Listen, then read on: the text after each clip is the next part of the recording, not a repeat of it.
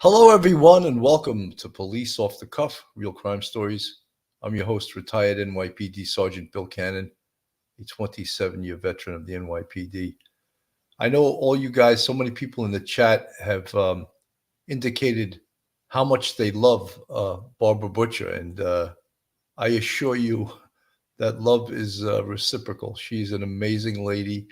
Uh, I worked with her when I was in Manhattan North Homicide Squad. I was one of her students at her criminal investigation course and her homicide course when I was in homicide. And not only is she just a woman that has unbelievable amount of knowledge, but she happens to be personable and funny, articulate, all the great things. I could use all kinds of adjectives to describe Barbara, but the proof is in the pudding, as they say. Uh, Whenever I have her on this show, the love oozes out of the audience for her. So she has something. And as I told you guys, she has the book that she wrote last year, What the Dead Know, which is apparently doing very well. And she just recently appeared on 3 episodes of Homicide New York that is on Netflix. So if any of you guys haven't seen that, no matter where you are in the world, I'm sure you can get Netflix and you could see Barbara on her episodes talking about what she is the most knowledgeable about.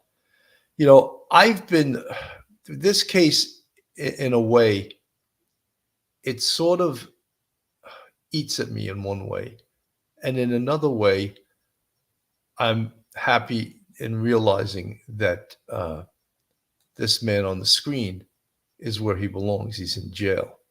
So when you think of it from a law enforcement perspective, what better way to continue to investigate a really serious, as serious as it gets, a homicide, uh, when the number one suspect is on ice? He ain't going anywhere, right?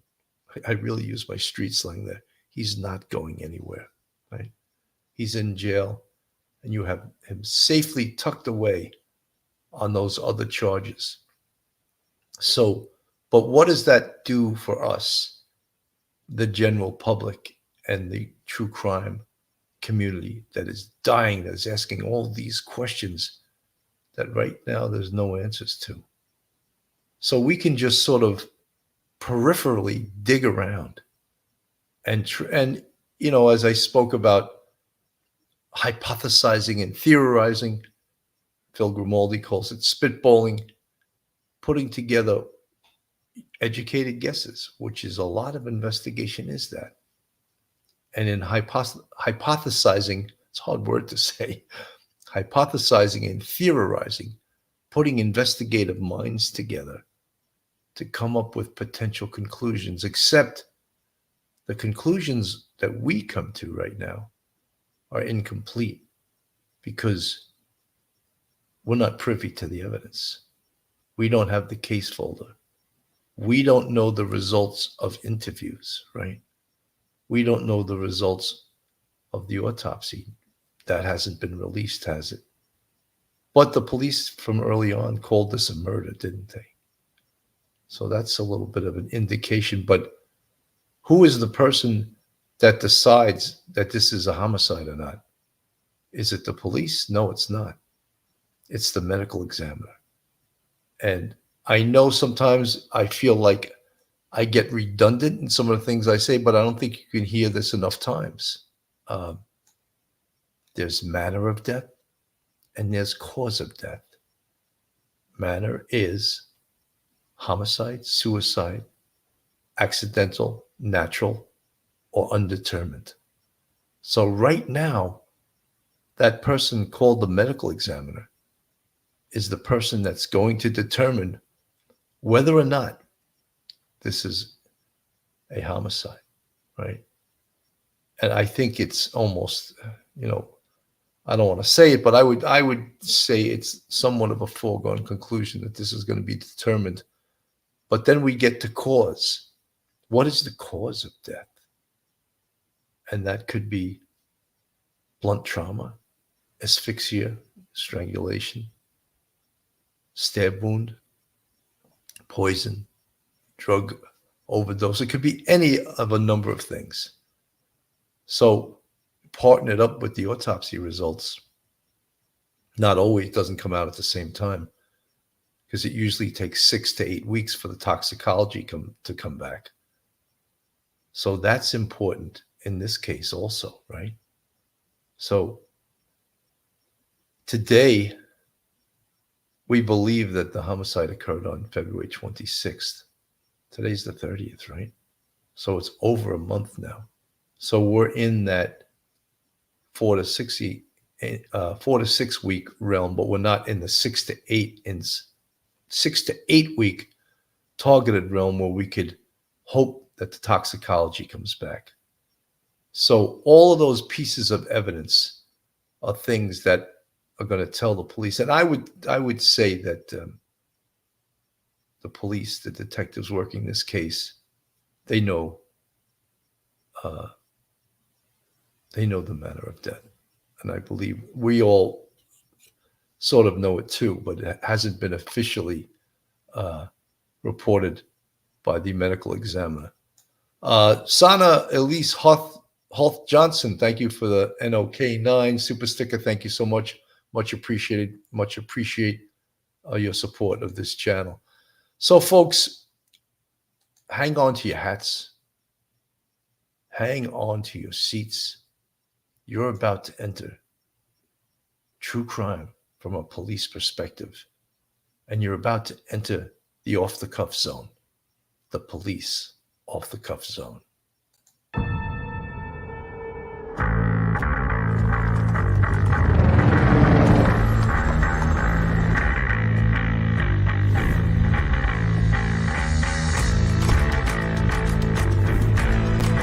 There has to be some common sense. Yes, sir. They have the car stopped in 10th and Ranch Michael Ryder. We still don't know who pulled the trigger.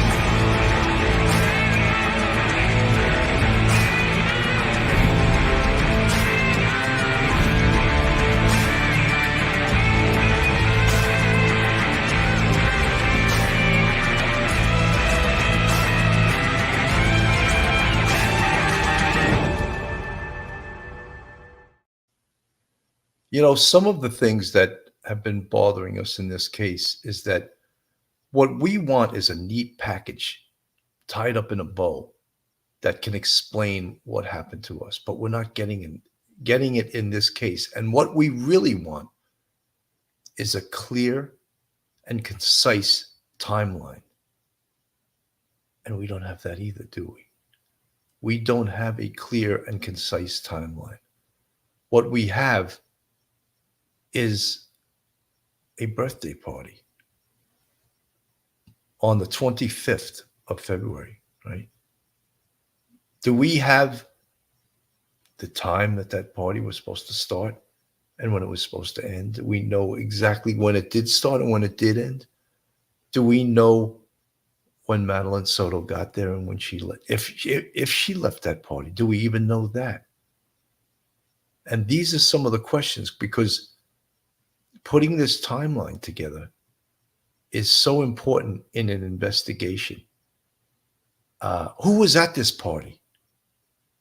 We want to know who was at this birthday party for Madeline Soto, turning 13. We've all discussed if that was something that was important, that something that could have been the catalyst that led to this savage doing what we think he did. We don't know for sure. All we know is that he had some horrific photographs on his phone depicting horrible things, right? And from that point on, he became suspect numero uno, as they say, suspect number one.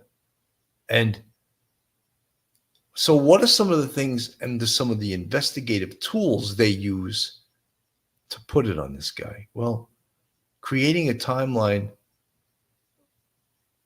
No time in human history have we had more tools to put together a sophisticated timeline than we do now. Cell phones, text messages, GPS, vehicle GPS, video cameras that photograph almost everything, right? Something called geofencing, which can pull up electronic devices in a specific area at a specific time and reveal who's on those electronic devices. Unbelievable technology we have. But the police have all this information, don't they? But guess who doesn't? Again, we don't have all this information, but we know that the police do. So is that making us feel better? I think so. I'm going to bring this up from Court TV. We'll have some pictures explaining this. Madeline Soto's 13th birthday party was on Sunday, February 25th. The party was at a relative's house and she was surrounded by family. But one person who wasn't there was her mother, Jen Soto. She was working. Madeline's mother and father were not together. In fact, her dad married another woman a couple of months after she was born. But there was a man living in her house. Her mom's boyfriend, Stephan Sterns. Sterns was at the birthday party. And at some point after the party and before she was supposed to be at school the following day, Madeline was murdered. Sterns is the prime suspect because he was the last known person to be with her, and he is alleged to have hundreds of disturbing photos on his phone of Madeline being sexually abused. Investigators are putting together a timeline. They have gathered surveillance video from the complex where they lived, tracking Sterns' movements. They also have license plate reader information and eyewitness statements, all connected to Sterns and his car. Tonight, we'll take a look at that evidence and identify what's missing and what it means as we continue our investigation into the tragic life and death of Madeline Soto. So all of this information is great. However, TV reporters that also are not privy to the inside information of this investigation, they can conjecture just like we are. But I don't think Vinnie Politan in his career ever investigated a murder. So he's sort of repeating things. And I'm not putting him down. This is great information. Here I am. We're using it, right? But so many of the things that he just spoke about, the timeline, right? The time stamps. And one of the things that bothers me a lot about this investigation is the fact that Jennifer Soto appears to be lying in her statements, because somehow it aligned with what Stephan Sterns was saying. And one of the statements, of course, was that Madeline was seen by that church at 8:30 and she got out of the car. And also the fact that Jennifer Soto said that she saw Madeline that morning in their house. So I find that disturbing, because I don't think that information is true. So you can come up with a few different hypotheses from that. Is that A, Jennifer Soto is involved, or B, she's somehow intimidated to go against Stephan Sterns and against what he told her. So she's putting it out there as the truth. And the time that Madeline was supposed to show up at school. And the more you focus in on that actual morning, based on the timeline that's being established, none of it makes sense. It doesn't make sense to me. Something weird was happening.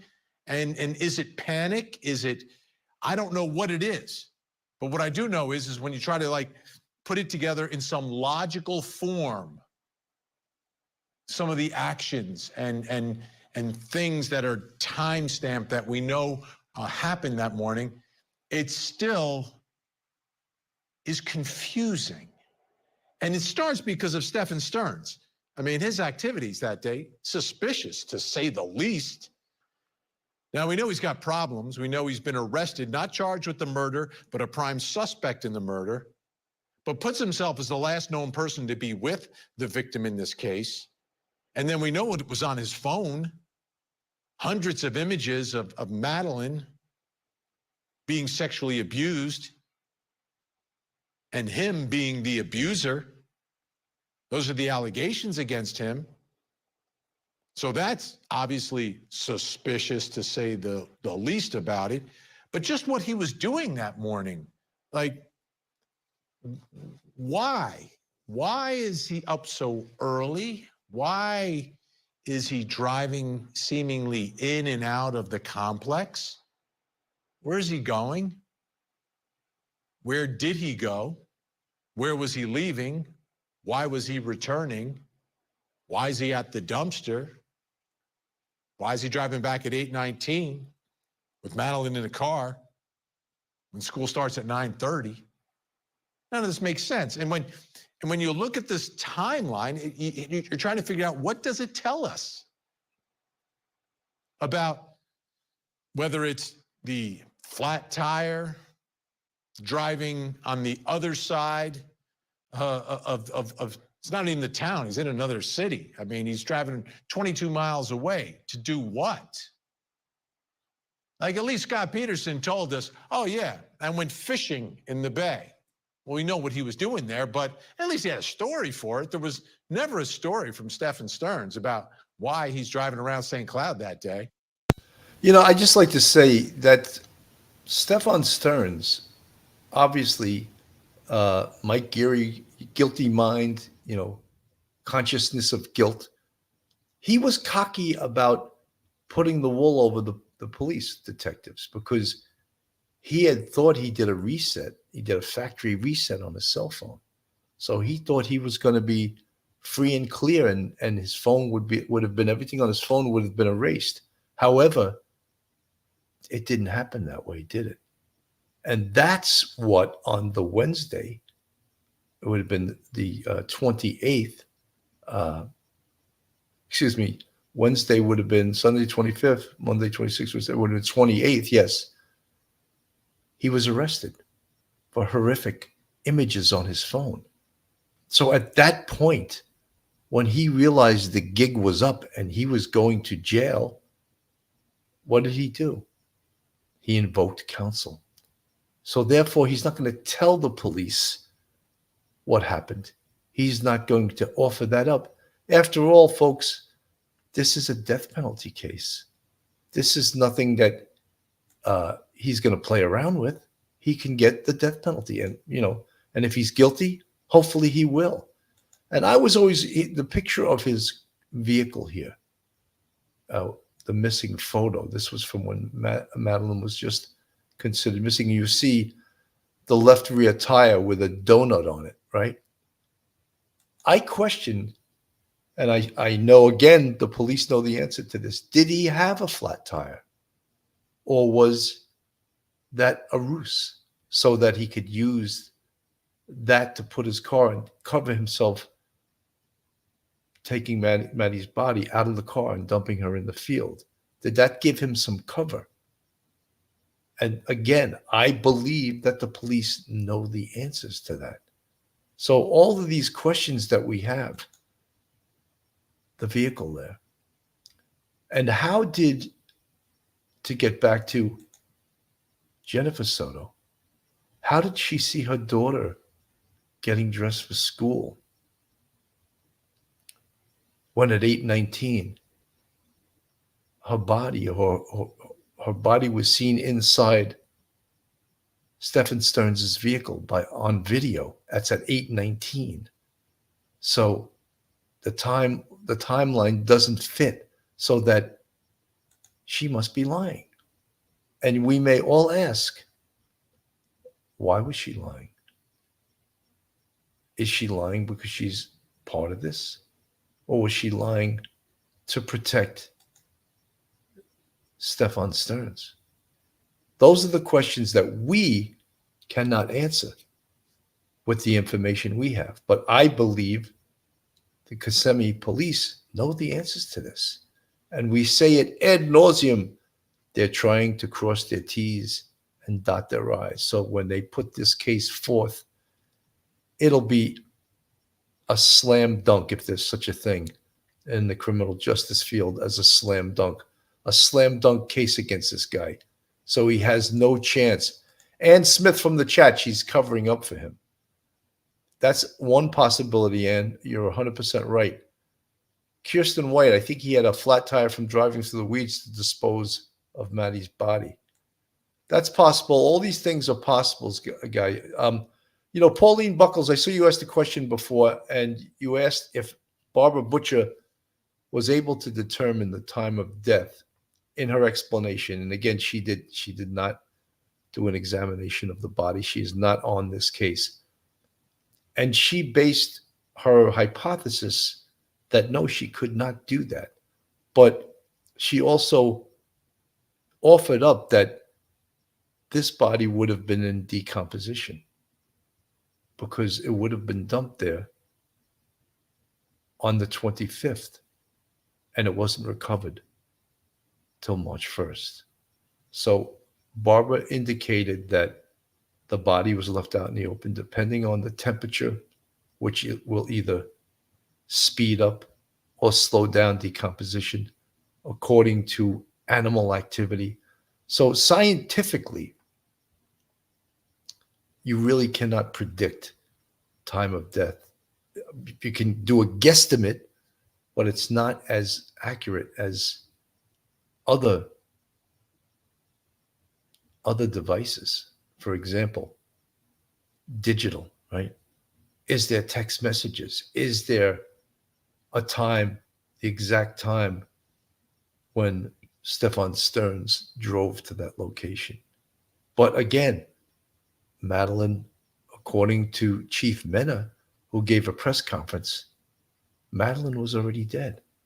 So then how can we predict time of death when we don't have all that information? Body temperature, decomposition, condition of the body, some of those other indicators that we need. And again, digital evidence is sometimes the strongest indicator of time of death. And he lives in Kissimmee, and I don't think he has a job. Really suspicious. And then what does it mean that he's there at 1 o'clock? And then all this activity in the morning, the dumpster,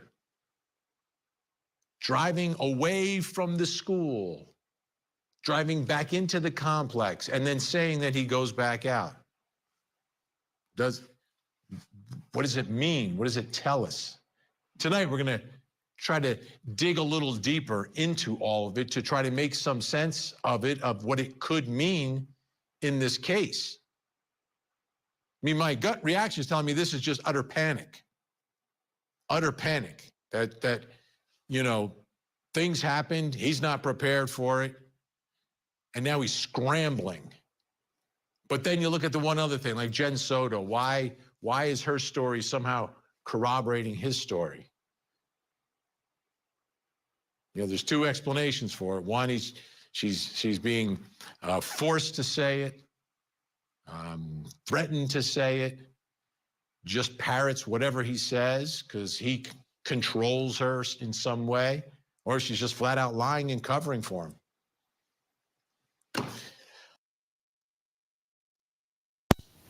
That's interesting, except you would expect that once he got arrested and Jennifer Soto was informed of what was on his phone, that at that point, if she had no involvement, that she would have cooperated and given more information. And if she was lying at that point, which, there's a good chance she was, that she would come clean and say what happened. But she's done none of those things. Nancy Browning, he got rid of backpack and computer so mom would think she did go to school. And he had her all day to do what he wanted with Maddie's body. Sick creep. Yes, he is. Janet Ray from the chat, mom was sure she didn't use her phone or laptop that night, which seems odd since it was her birthday. Just saying. Yeah, that does seem a little bit odd. I think it's also a little bit odd, and some people disagree with me, but that she left her cell phone home. Most kids are, especially 13-year-olds, they're very, very attached to their cell phone. And they would know that they left it at home. And I don't know. I mean, you guys are parents. Are anyone out there, parents of 13-year-olds, that can say, my child would never leave her or his cell phone at home. And if they discovered they didn't have it with them when they were taking a ride to school, what is a kid doing when they're in the car when you're driving them to school? They're usually text messaging or doing something like that on their phone, right? So I find the fact that she left her phone, I don't think that's all that believable either. Raggedy Hobo, if they find her connected in any way, then the charge could be conspiracy to commit murder instead of murder. Raggedy Hobo, you're right, but they're not going to let that cat out of the bag because they didn't file the murder charges yet, and the determination hasn't been put forth by the medical examiner yet. So you're right. Simi Sharp from the chat, in my opinion, I feel like the only way they could have said that before they found her, is it possible, hate to even say it, that he had pictures of her deceased on his phone? Simi Sharp, that's why you're called Sharp. That's a really good possibility. Yeah, that's an outstanding possibility. You're the first person that since I've been covering this case, that raised that very real possibility. Yeah, I think that is a possibility. Erica Olson from the chat, unless they charge the monster, then it should be in the arrest warrant. Well, right now they don't. They haven't pulled the trigger, obviously, on the murder charges because they have enough to put him in prison for the rest of his life. Explore Corp. Pauline Buckles, I wonder if she is lying because at the time she was more concerned about coming across as negligent, that she has often let SS care for Maddie, including taking her to school. See, these are all the questions that we want answers to, but all the questions that we don't have answers to yet, but the police do. Let's take a listen to Jen Soto, because you look at what happened to Madeline, all of this is taking place at her birthday party, right? She's alive at her birthday party, turning 13, which leaves the question, when was she murdered? She's celebrating. She's got her birthday dress on. There's people over a relative's house. We think it's grandma's house. There's a cake. There's like everything that's normal, seemingly normal on this day, except one thing. It's not normal. We plan the child's birthday party celebration with relatives on a day when mom can't make it. Like, mom's not there, but the alleged sex abuser is there, and the rest of the family. Let's take a listen to the interview from WFTV, Jen Soto, again, talking about this is the last time that we know she's alive, the birthday party. She had a birthday party on Sunday. She had a great time. I couldn't make it because I was working, but she had an amazing time. She was so happy with all her gifts. I told her good night, and yeah, that was it. Told her good night where? Back home? Were you back home and was everyone there? Was she dropped off? Were you talking to her on the phone? I don't know. Is this the last time you talked to your daughter? I just think the description would be a little more specific. I mean, at that point, the body of Madeline hasn't been found. She's a missing child, but still your child is missing. That's never good. Yeah, I told her good night, and that was it. That was it. There was nothing else to it. Nothing else happening. Where's everybody else? Where are you? Did you come back from work yet? Because your mother said you worked late and you're real tired the next morning.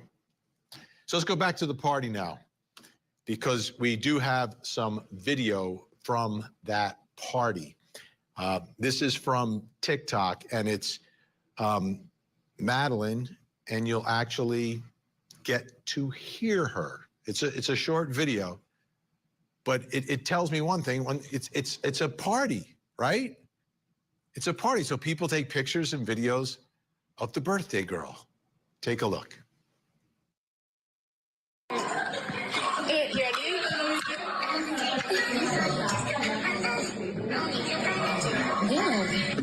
You could talk. Okay.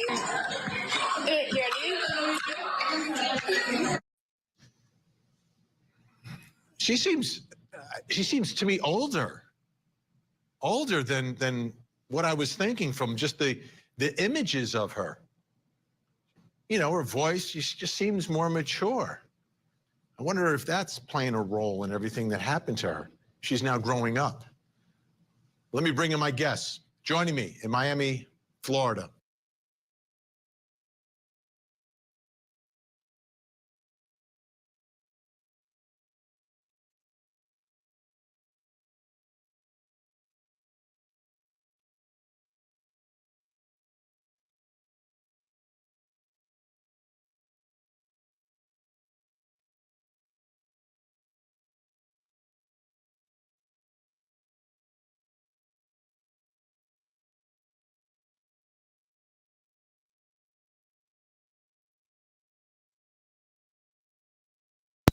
You know, one of the things that we want to know, I apologize, I forgot to flip the switch back on the microphone.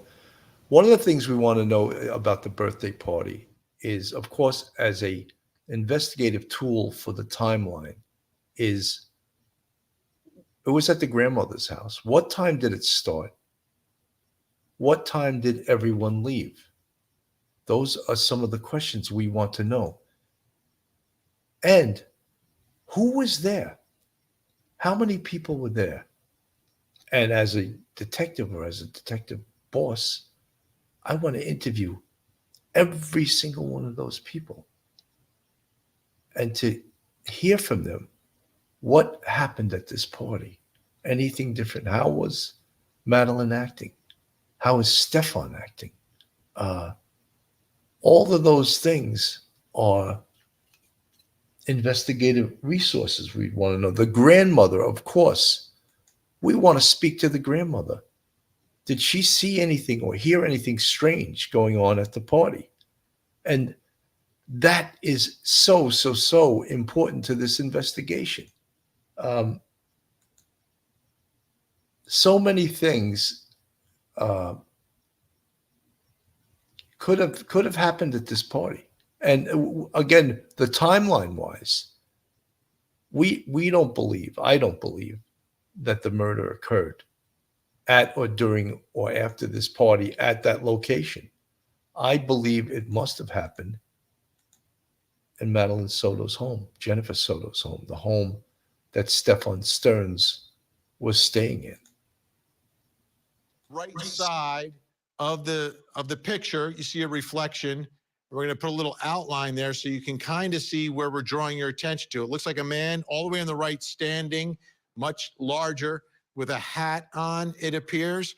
And then to the left of there, it looks like you have a couple of people sitting down. And I was like, well, who else is at this party? Is it just men or is it like a bunch of people? Then we took a look. I got a little tip from Gray Hughes to take a look at the balloons. And if you look in the balloons, wait a minute, there's reflections. You get a much, I think, clearer picture that, hey, there's a bunch of folks there. And they're taking pictures as well. Looks like a guy's got a cell phone going right there. I look on the right-hand side on that balloon. That almost, to me, looks like grandma. People could disagree, but the balloon on the right, the balloon on the left, I see at least 1, 2, 3, 4. Looks like at least 6 people there. So there are things happening. There's people there. Dr. Carol Lieberman, these are people you want to talk to. You want to talk about how was she acting? And what was the dynamic? Like, who was there at the end of the party? Who did she leave the party? Did she stay at grandma's? Did Stephan Sterns drive her somewhere? These are the questions that and information I think those folks would have that is significant. And I wonder, I've got to think they're all going to volunteer that information. Well, one would hope. Yes, they could have really provide a lot of good information, particularly about the relationship between Madeline and Stephan. You know, did she try to spend a lot of time with him? Did she try to not? Was she like trying to be away from him during the night? Was she talking to other people, you know, other men, or you know, yes, they would have a lot of information. You know what else? Her teachers.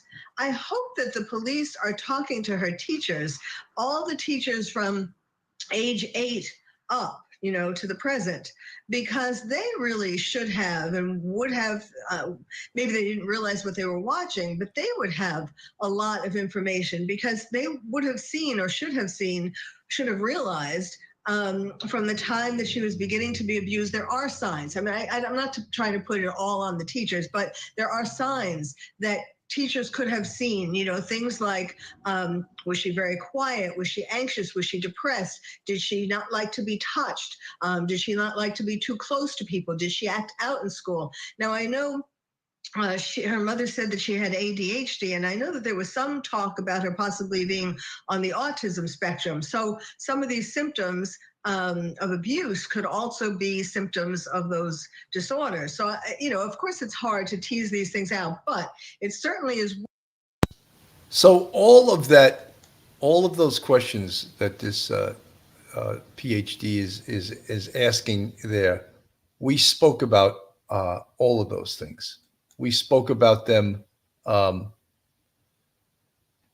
different shows. That's part of what we call victimology, is that you want to do a big background on a victim when anything like this happens. Victimology, simply in the homicide land, is known as the study of the victim.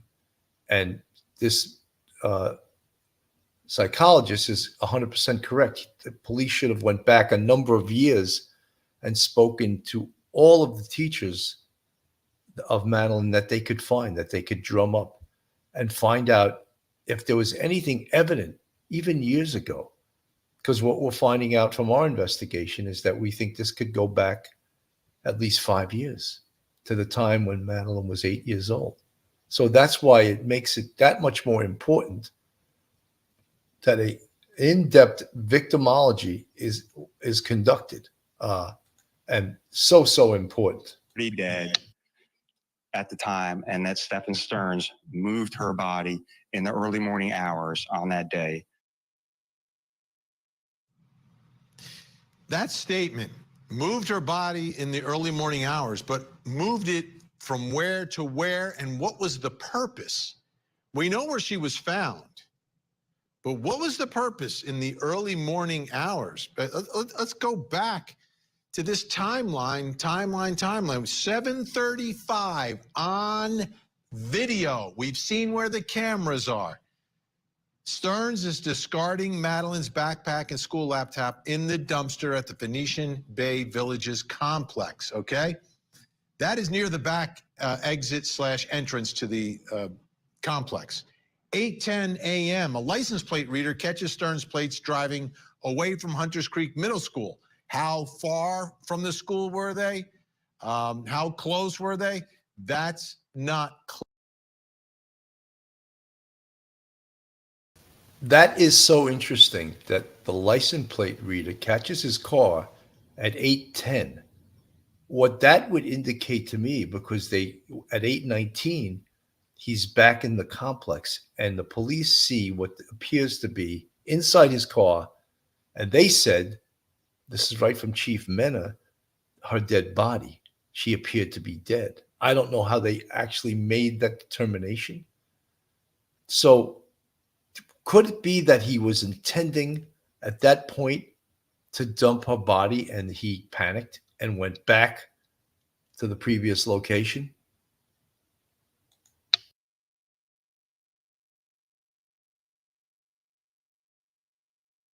This is loading up. I don't know Clear. why.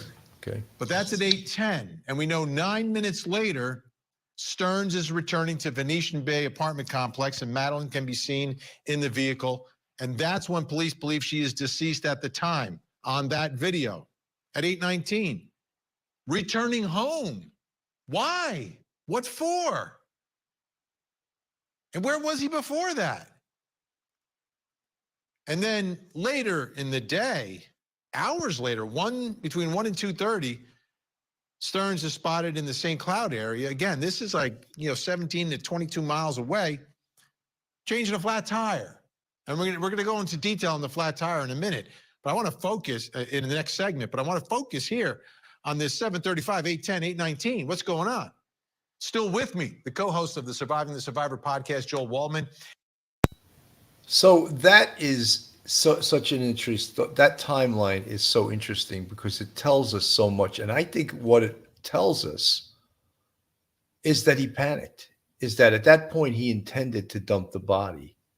And for some reason, he panicked and came back to the complex and then is seen much later. So where was during that, the missing time between that and 1 o'clock when they said he was changing his flat? And apparently at that time, he must have dumped Madeline in the field. What was he doing and where was he?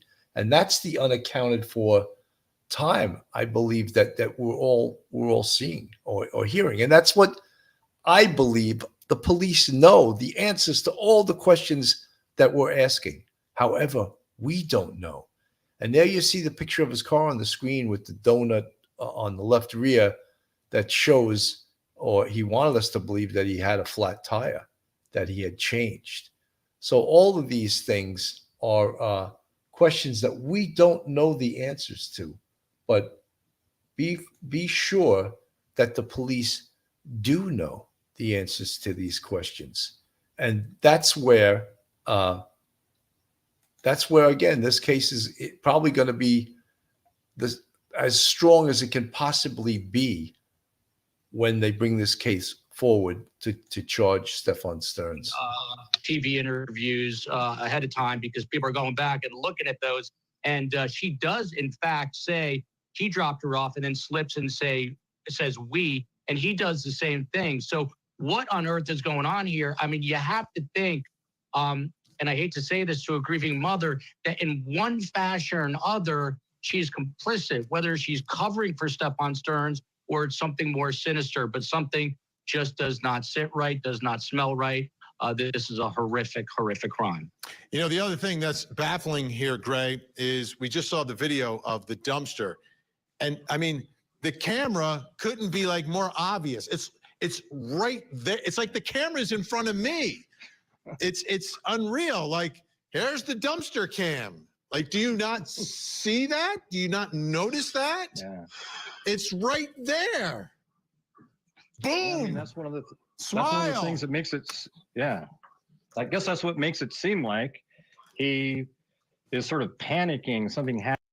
Yeah, folks, as you could see on the screen, they have the dumpster where he threw the laptop and her backpack, and right to the right on a pole is a video camera. So, like, what did this rocket scientist think that he was doing? Like, this was not going to catch him on camera? Just incredible. Happened. He gets up and does all these things. Now, here's one thing I will tell you. I think I looked up where the license plate readers are, okay? And one of them that I found was at the intersection of West Donegan Avenue and John Young Parkway, which is that straight long street that goes down, that you would take to get down to the main 192 and then go back to the apartments. So it sort of makes sense that at 8:10 that would be there. So I'll show you off the air where that is, then you can update people later. But of course you're on top of it, Gray. I gave you the 30 seconds and boom, you found this. Okay, stay where you are, everyone. Everyone's staying with us. When we come back, we're going to talk about some really good information there. But again, I believe, and I think we all believe that The police know the answers to all of this stuff, but we do not. He pull over on a roundabout that has a cargo shipping container. He was in on the right-hand side heading towards Harmony. He was wearing a green, light brown hat backwards. I didn't see anyone else in the vehicle. He was outside the car at the back left tire with a tire iron. Looked like he was changing it, but couldn't say for sure. All this stuff. Seems like it pans out. Got the name of the road wrong. It's Hickory Tree, not Old Hickory Tree. Let's take a listen. Cody Thomas, our producer, was down there and kind of walks us around the area where this flat tire was. Now, just across the street here in this area, this little divot off of Hickory Road, is where a witness online describes where he saw Stephan Sterns kneeling down, changing a tire that morning, February 26th, when Maddie Soto went missing. Now, you can see it's just a little gravel divot. A lot of flat land back here, private farmland.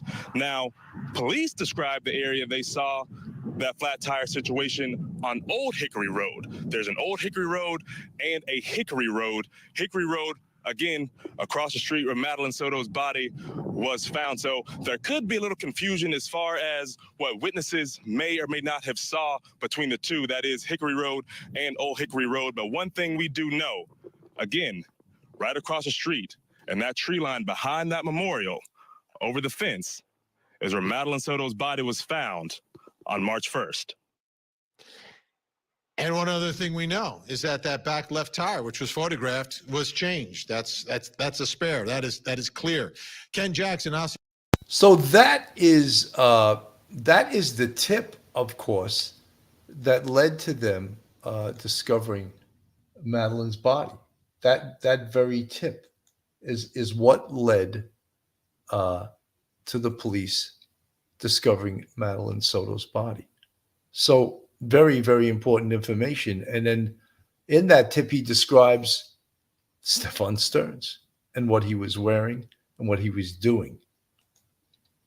I'm looking at this whole thing, the way it has played out. It doesn't seem like it's planned out at all. It seems very reactive. 100% with you on that, and with Gray Hughes as well. I'm on his side when it comes to his take on what happened. Look, I think we're trying to compute this and trying to make sense of this when this act was done in a completely irrational way. I don't think Stephan Sterns had any sense of mind at the time. I think he was all over the place, and there'd be absolutely no reason.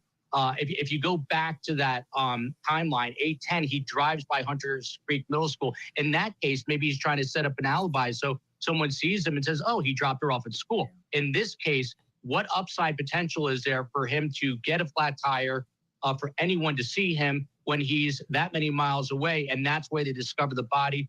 There's absolutely no chance he did it on purpose. I think he had a flat tire. It was bad luck, and this might be what ultimately could get him the death penalty if he is charged with murder here. So I agree. I agree with these guests of Vinnie Politan. I think that Stephan Sterns was totally irrational. He was not thinking clearly. Well, how can we predict the behavior of someone that just killed a 13-year-old girl? Like, what's his behavior going to be after that? What his mindset is to try to get away with it, to try not to get caught. That's his mindset.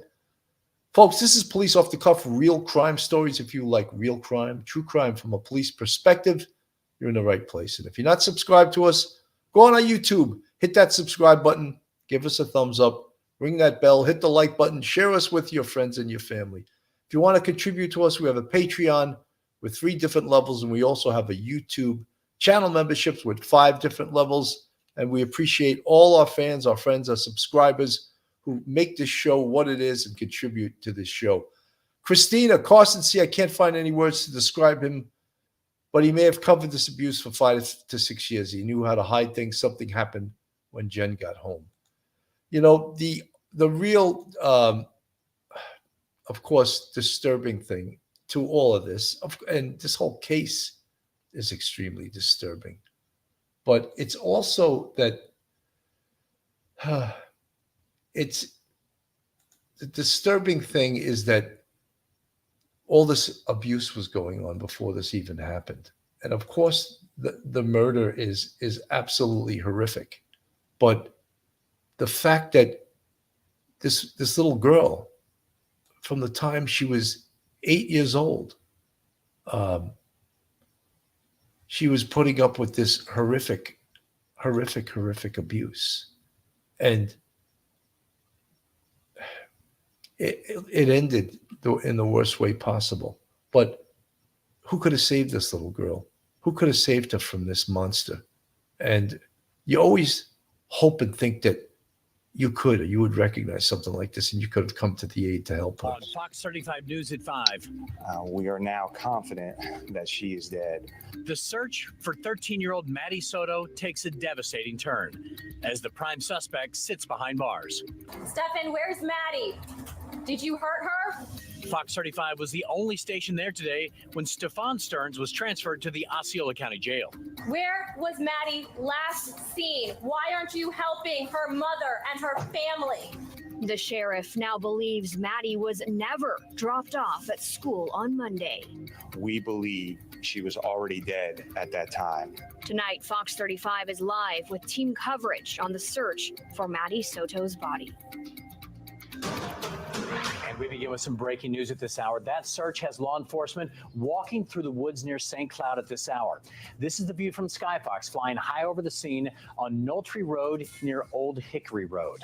Right now, the sheriff thinks the key to finding Maddie's body is by talking to people who saw this car on Monday that was in the area where they're searching now. Thanks for joining us. I'm Hannah McKenzie. And I'm John Brown. Detectives believe Maddie Soto's body was in the car and Stephan Sterns was driving around.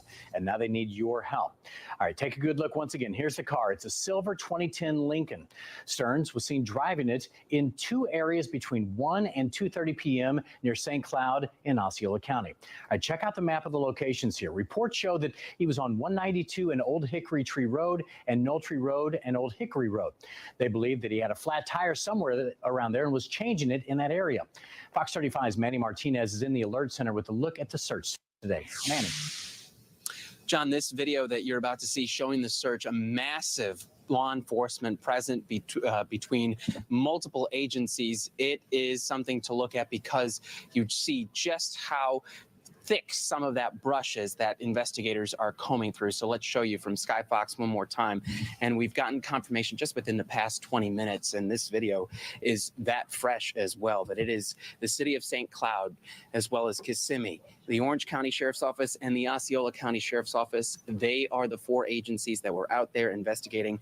They are looking for clues, looking for the body of 13-year-old Madeline Soto, and then they tell us that they will also be doing this until they find her body.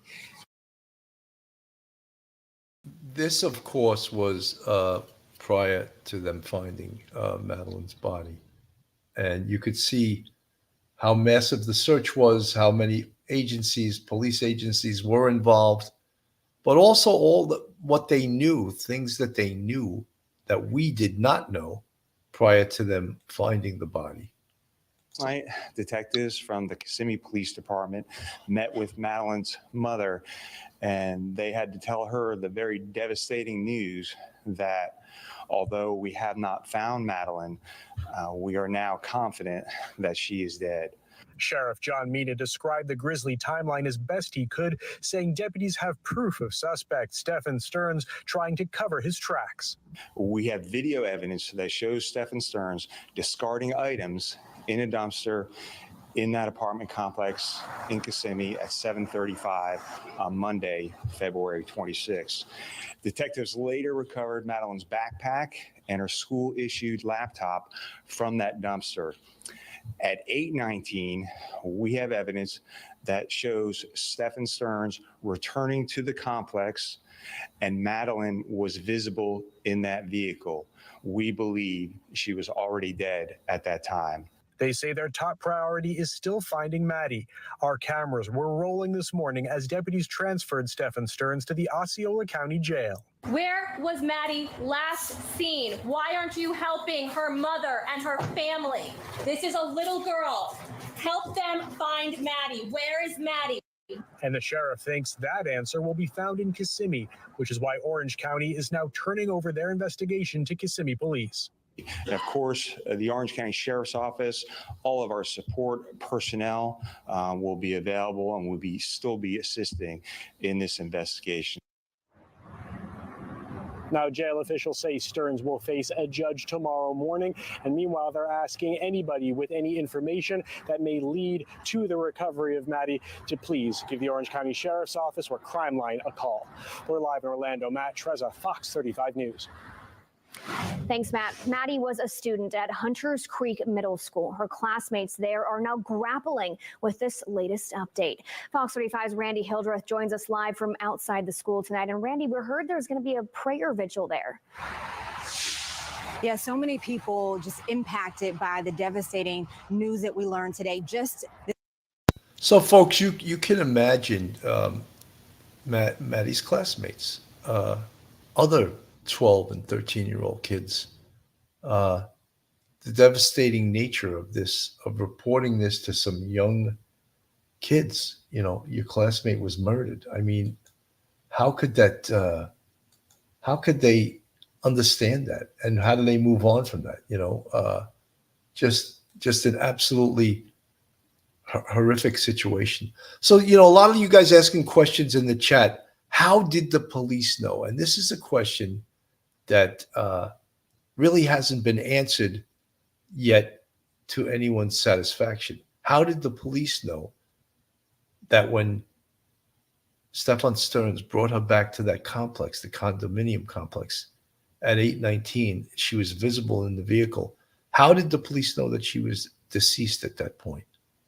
I think clearly there must be other evidence besides video of them seeing the body, which would be inconclusive. Optimistic Maya, yeah, you're asking the same exact question I was trying to answer. I still don't understand how the police are so sure that Madeline was deceased when they saw her in his car. Could her body have been in rigor mortis at the time? It's a terrible thought. You know, Optimistic Maya, someone in the chat suggested, and it was a very good guess, could Stephan Sterns have had images on his phone of Madeline already dead? And is there, because it was a cell phone, was it time-stamped in some way? That is a very, very good possibility. So Topaz, he for sure took pics. Well, I'm not sure, but, you know, there's a possibility. And could that be the evidence that the police have? Richella Pranzo, seems like there's always other evidence that is held from the public. Richella, in this case, a ton of it, because they're obviously not talking. Code Gray here, I think her death was recorded during an assault. Well, Code Gray here, we don't know that for sure. We don't know. Nikita Gesperak, I can't say. Agnostic One, sadly, I used to, but this essay in sex trafficking, human trafficking, etc., is out of control. And why? Because these predators are too good at shifting and covering up. Yeah, these situations are absolutely horrific. Sybil Bergeron, but they wouldn't have guessed, so you are spot on, Bill. Sybil, I agree. I think they know, of course, the police to say. And the language that the chief Mena used, I didn't love the language. He said, we're confident that she was dead at that point. Just probably a poor choice of words. We think, perhaps, you know, but saying we're confident, that's usually used in reporting something that's positive and not so negative. Someone in the chat asked the question before. This could be a death penalty case because the underlying felony done against a child in the commission of a murder makes this case eligible for the death penalty. So yes, that's what makes this case eligible for the death penalty, that the underlying felony, all the essay, videotaped and pictured on his phone, is what makes it the underlying felony that makes Stephan Sterns, if he in fact did this, eligible for the death penalty. Rita Cooley, I think she either looked gray in the car, was slumped, and he repositioned her, or he had her partially covered with her feet or legs only showing. We don't know the answer to that. Tracy Taylor, how did mom not know he took her body back to the house? What time did he leave again? Because he couldn't leave her body in the car. Tracy Taylor, those are all the questions that we don't know. We absolutely do not know. I'm amused, logical deduction, when the update regarding his phone, they also mentioned that they were sure she was deceased. The sicko had pictures. I'm amused. I'm believing that. I'm starting to really believe that also, that this sicko probably did take pictures.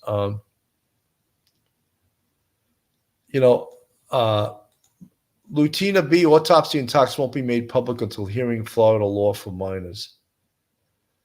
Yeah, but I think that the autopsy don't have to give in-depth results to the public. They can just say it's been determined to be a homicide. I think that they can release that.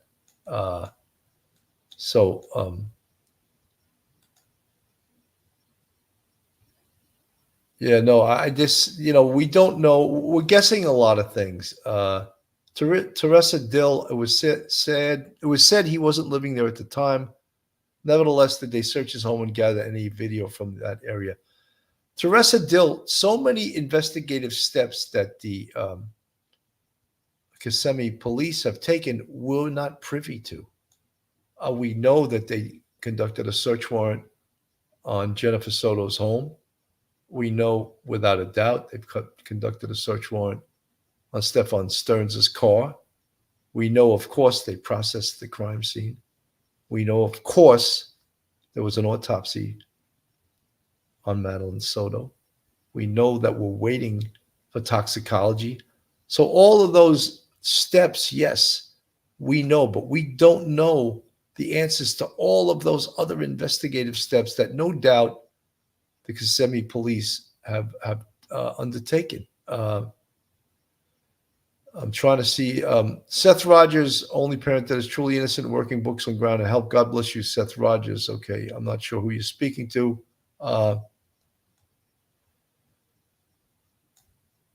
Robert Lavallee, how do the non-guilty family members carry on from this kind of crime to one of their youngest members? Very difficult, Robert Lavallee, just absolutely horrific crime.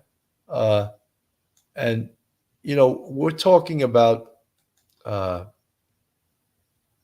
imagine if the possibility exists that Jennifer Soto has no involvement in this, which I find in my police experience, I find it very difficult to believe that could be the case, because I just think she had to know about this. That's my opinion. Could I be wrong? I've been wrong before, but I think in this case that the lies bother me, the lies bother me. And the fact that she was comforting him during this press conference where he tried to give an Oscar-winning performance, and she was comforting him. It should have been the other way around. He should have been comforting her. Tracy Taylor, how did mom not know he took her body back to the house? What time did he leave again? Because he couldn't leave her body in the car. Tracy, those are the million-dollar questions we do not know the answers to. And I'm amused. Logical deduction. When did the update regarding his phone? They also mentioned that they were sure she was deceased. Sicko had pictures. Oh, I already read that. I'm amused. There's so many investigative things that the police have conducted that we are not privy to. We do not know the answer to. Janet Coleman, mother called him to give her child a ride to school. Come in, something ain't right. Come on, yes, something's not right.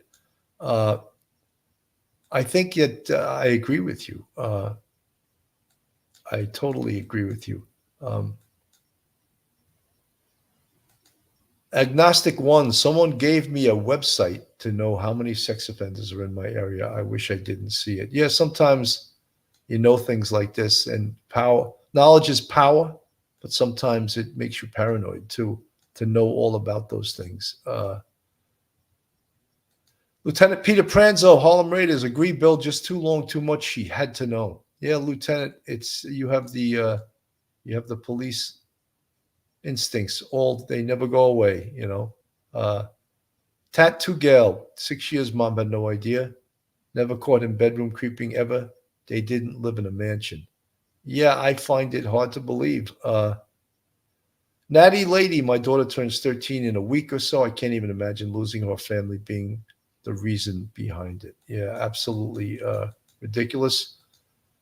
From the chat, Melly Michelle, I think he streamed or took video of him hurting her that night, and something went wrong.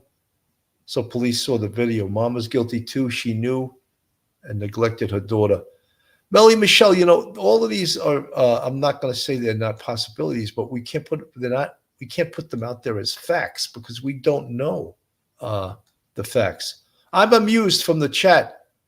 I believe the mother had guilty knowledge, meaning perhaps she had seen something on his phone of other children. Then when her daughter came up missing, she distanced herself from that knowledge. I'm amused. That's totally 100% a possibility. I think that that absolutely could be the case. Folks, if you're looking for a fantastic defense attorney in the New York metropolitan area, then Joe Murray is your man. Joe's a retired NYPD police officer and a fantastic defense attorney. You can reach him on his cell phone at 718-514-3855. Email him at joe@jmurray-law.com. Go on his website, jmurray-law.com. Not only is Joe a fantastic defense attorney, but a huge supporter of the Police Off the Cuff podcast. So, you know, the coverage on this case, there's many people have been covering this case. And what we all have in common right now is that there's many answers that we don't know the answer to. There's many things that we don't know the answer to. And we can just do what we call a hypothesis or, you know, an educated guess.